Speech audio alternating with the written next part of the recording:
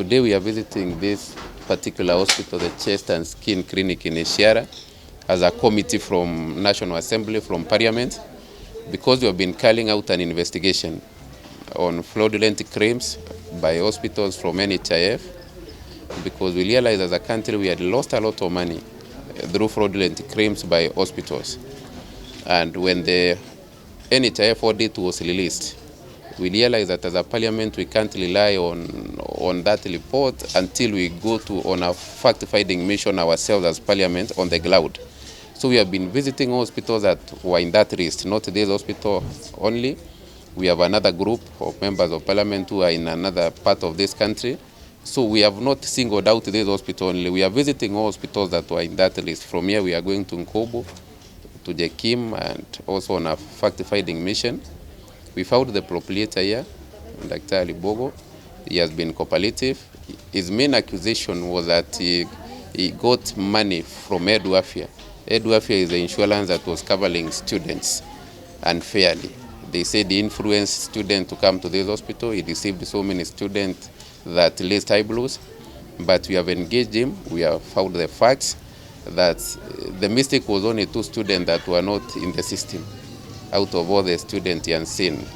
And he has explained himself that the problem was his system, and he admitted that the system missed the 2 students, but they are in the hard copy of his register. So I'm not saying we have cleared him, but we have had a side of story. Because if somebody is accused, we don't want to table a report in parliament and accuse you when we have not had your side. Because members of parliament will represent also the owners of hospitals, are also Kenyans. So we represent them also. We represent the government. We don't want the government to lose money. So that's why we came here today. We didn't come to close the hospital. We came in a fact-finding mission. And his main accusation, it's good also to be clear so that people don't say Parliament committee was that Bogo was placed and said he is unqualified. We didn't come to accuse Bogo of being unqualified. We came because there was a problem with Edwafia insurance, the one that covers children.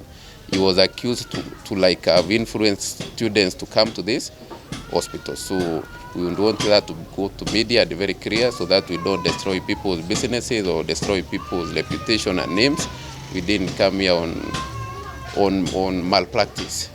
We didn't come here on malpractice. That is not our work. The work of malpractice is done by KMPDC. But as Parliament, what we have decided that from what we have seen is that there is a mix-up in registration of hospitals in this country. Because the same organization that registers doctors, all doctors in this country are members of the KMPDC. They pay money to become members. It's like a club for them. But the same KMPDC is the one that registers and regulates hospitals. So they come to see their colleagues. So when they come to see Bogo's hospital, they are coming to see their colleagues' hospital.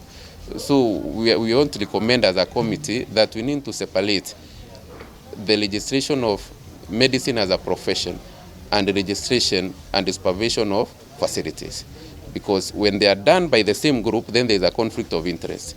You can't be Alif Ali who refers his own team. If you refer the same team you coach, then there's a problem. You favor your team.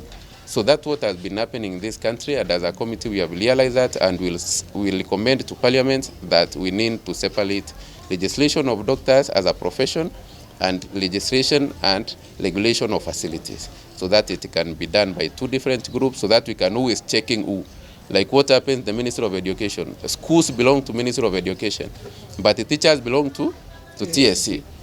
That was to avoid a conflict of interest. But now in the other sector, there seems to be a resuming Parliament on 13th. I think we're resuming Parliament on 13th, and that's why we are doing this trip across the country, because we expect this report to be on the floor of the House.